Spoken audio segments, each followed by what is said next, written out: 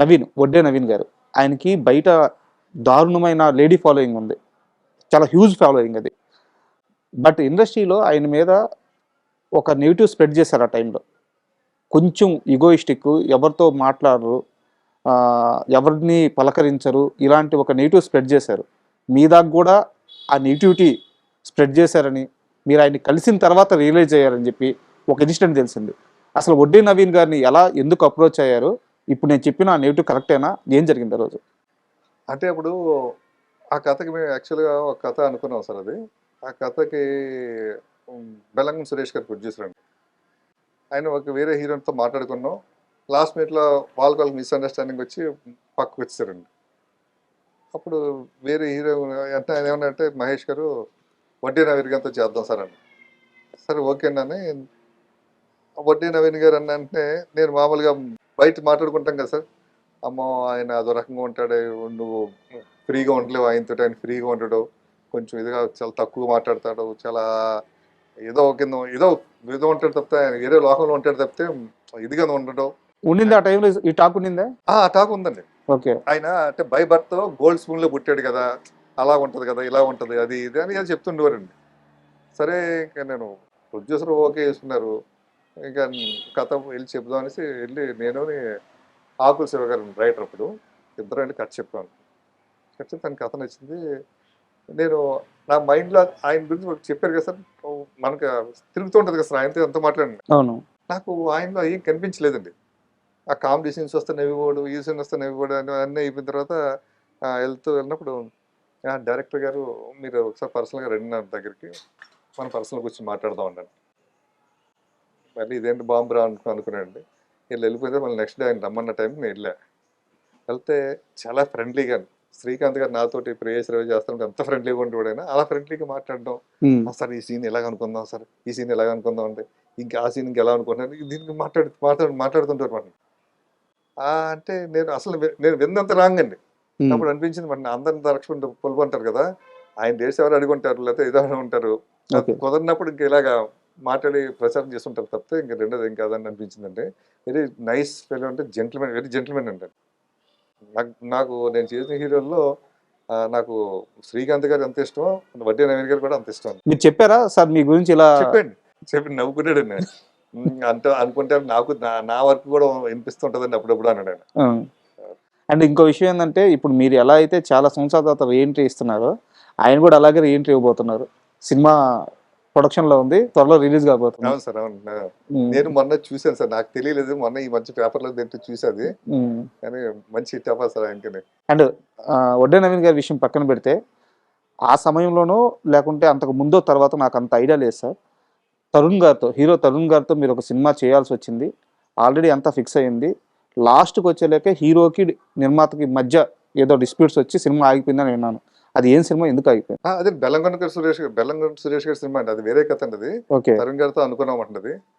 తరుణ్ గారితో అనుకున్న తర్వాత కుదరక నవీన్ గారి దగ్గరికి నవీన్ గారిది వేరే కథ. ఆ స్క్రిప్ట్ వేరండి, ఈ స్క్రిప్ట్ వేరండి. తరుణ్ గారి ముందు తరుణ్ గారు ఓకే అనుకున్నారు, వాళ్ళ అమ్మగారు అంతా ఓకే అన్నారండి. ఇంకా అనుకున్న తర్వాత దగ్గర నుంచి ఏమైందంటే నువ్వే కావాలి సినిమా హిట్ అయినా వెంటనే వెళ్ళి కలిసి మాట్లాడామండి. ఓకే. అప్పుడైతే ఒక పేమెంట్ మాట్లాడుకున్నారు. ఆ తర్వాత అది ఆ సినిమా రేజ్ అయ్యి కొద్దీ ఆయన పేమెంట్ ఎలా పెరుగుతూ ఉండేదంటే అలాగా వాళ్ళు ఆ విధంగా వెళ్ళిపోయిందండి. ఆ సినిమా సంవత్సరం ఆడింది కదా సార్. అవును. సో అందుకని పేమెంట్ విషయంలో తేడా వచ్చింది. అదే పేమెంట్ విషయం దగ్గర వచ్చి ఇంకా. అండ్ ఎలా ఉండేవారు తరుణ్ గారు ఆ వయసులో? అంటే చాలా ఎర్లీ స్టేజ్, ఒక్క సినిమా సూపర్ హిట్. అంటే అప్పుడు ఆయనతో నేను పెద్ద మాట్లాడేది తక్కువ అండి. మదర్తో ఎక్కువ, ఫాదర్ మదర్తో ఎక్కువ డిస్కషన్ జరిగేది. కథ కూడా వాళ్ళే అన్నారు, తరుణ్ కూడా వినలేదు కథ. ఓకే. అండ్ ఒక్కొక్కరి కెరీర్లో జీవితం అలా వెళ్తూ ఉంటుంది. ఎవరో ఒక మనిషి రావాలా, వాళ్ళు కలిసిన తర్వాత మన లైఫ్లో ఒక అద్భుతాలు జరుగుతాయి. అలా శ్రీహరి గారి జీవితంలో జరిగిన అద్భుతం మీ పరిచయం. సార్ అదేవిధంగా మీకు కూడా అంతే ప్లస్ అయింది మీ ఇద్దరు కాంబినేషన్. ఒకానొక టైంలో మీరు శ్రీహరి గారితో అయోధ్య రామయ్య తీసే ముందు శ్రీహరి సినిమాలంటే 4 ఫైట్లు, ఒక 2 డైలాగులు అనే ఒక చీప్, అంటే ఈ వర్డ్ నేను వాడకూడదు బట్ ఉన్న విషయం చెప్తున్నాను, ఒక చీప్ కామెంట్స్ చేసేవాళ్ళు ఇండస్ట్రీలో. దాన్ని మార్చింది మహేష్, ఆ లెక్క మార్చింది మహేష్ అని చెప్పి ఒక టాక్ ఉంటుంది. నిజమేనా? నిజమే సార్. నాకు శ్రీహరి అంటే బాగా ఇష్టం సార్ అతను. అతను చాలా మంచోడండి. చాలా మంచి మెంటాలిటీ అండి. అతను వేషాల కోసం తిరుగుతుండేవాడనమాట వెరీ బిగినింగ్ అండి. నేను సురేష్ పర్సన్స్‌లో అసిస్టెంట్ డైరెక్టర్‌గా చేస్తున్న టైంలో 'తాజ్ మహల్' అని ఒక సినిమా శ్రీకాంత్ గారిది. శ్రీకాంత్ గారి సినిమా అండి. దాంట్లో heroine father heroine brother character ఉంటదండి అది. ఒక ముస్లిం క్యారెక్టర్ ఉంది. ఆ క్యారెక్టర్‌కి ముగ్గురు, నలుగురు అనుకున్నారు మాట. నాయుడు గారికి ఆప్షన్స్ ఉంటాయండి. అంటే మేము ఒక స్క్రిప్ట్ రాసి ఆయన చేసినప్పుడు ఫస్ట్ ఇద్దరు హీరోలు. అలాగే ప్రతి క్యారెక్టర్ ఇద్దరు ముగ్గురు ఉంటారు. ఇతను కాకపోతే ఇతను కాకపోతే ఇతను. అంటే నాయుడు గారు నెక్స్ట్ మంత్ షూటింగ్ అమ్మంటే నెక్స్ట్ మంత్ షూటింగ్ స్టార్ట్ అయిపోవాలండి. అప్పుడు ఎవరు దొరుకుతున్నారో వాళ్ళతో వెళ్ళిపోవాలి. ఆప్షన్స్ ఇలా అనుకున్న టైంలో శ్రీహరి పేరు మూడో పేరు, నాలుగో పేరు ఉందండి. ఓకే. నేను చూసిన నాకు కథ తెలుసండి. భలే కథ అని చెప్పేసి నేను శ్రీహరిని కలిసాను, పర్సనల్ కలిసా. అప్పుడు శ్రీహరి ఇక్కడే ఉండేవాడు అంటుండేది. కలిసి హరి బాబాయ్ గారు ఒక సినిమా చేస్తున్నారు, దాంట్లో భలే క్యారెక్టర్, ముస్లిం క్యారెక్టర్, నీ పేరు కూడా ఉంది, 4th ప్లేస్లో ఉంది. ఏమో లక్కీగా మొదట్లో ఎవడో దొరికేసరికి నీ వరకు రాదు పెన్ అక్కడికి. మరి నువ్వు ఒకసారి నాయుడు గారిని కలు రేపు మార్నింగ్ అన్న. అలాగా ఏంటంటే క్యారెక్టర్ ఇలాగ ఉంటుందన్న. సరే సరే అన్న. నాయుడు గారు మార్నింగ్ 8కి 9కి అలా స్టూడియోకి వచ్చారు. ఇతను 8:30కి వచ్చేసి అరగంట ముందే వచ్చి నిలబడ్డాడండి. అలాగే నాయుడు గారు రాగానే టక్కన కాళ్ళదానం పెట్టాడు. ఎవరు హరి ఏంటమ్మా సార్ ఇలాగా ఆ సినిమా చేస్తాను, ఈ సినిమాలు చేస్తానండి. అదే మన సినిమా చేస్తుంటారు విన్నాను సార్. ఒకటి శ్రీకాంత్ తోటి తాజ్మహల్ సినిమా మంచి కథ అనేసి విన్నాను నేను. ఏదైనా అవకాశం ఉంటే చెప్పండి సార్ నాకు. అదే అనుకుంటున్నాం అయ్యా దాంట్లోనూ అదే ఒక ముస్లిం క్యారెక్టర్ ఒకటి ఉంది అది అని నాయుడు గారు ఓపెన్ అయ్యారు. అలాగే సార్ నాకు ఇవ్వండి సార్, నేను చేస్తాను సార్. నువ్వు మరి చూద్దాం అన్న. నాయుడు గారు ప్రామిస్ చేయలేదండి. చూద్దాం అన్నారు. నేను అక్కడే ఉన్నాను, పక్కన ఉన్నా. చూద్దాం అంటే వెళ్ళిపోయాడు. నేను వెళ్ళిపోయి 1 అవర్లో ఆ గెటప్ వేసుకొచ్చాడు సార్. ముస్లిం గెటప్ వేసుకొచ్చాడు. గడ్డం ఇది మొత్తం మా మేసం తీసేసి మేసం ఉంటుంది, మేసం తీసేసాడు అప్పటికప్పుడు. మేసం తీసేసి మొత్తం అన్ని వేసేసుకుని ఇలా వచ్చాడు. ఎవరో సార్ శ్రీహరి సార్. మరి నువ్వా భలే ఉన్నావయ్యా అని అంటే ముప్పని శివ గారిని పిలిచి, శివ ఫిక్స్.